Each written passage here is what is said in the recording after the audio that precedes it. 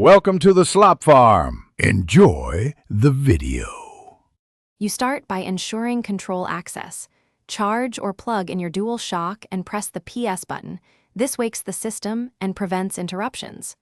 Once you're signed into your user, move right to the function area and choose settings.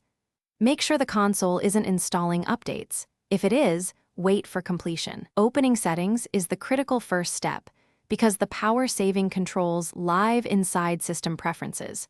So get there now and prepare to change sleep and USB options. Once in settings, select Power Save Settings to reveal rest mode options. This is where behavior is defined.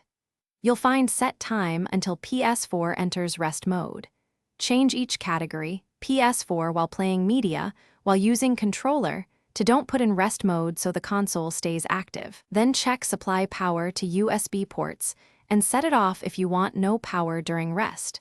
Make these changes deliberately because they control both convenience and power draw, balancing battery charging against energy savings.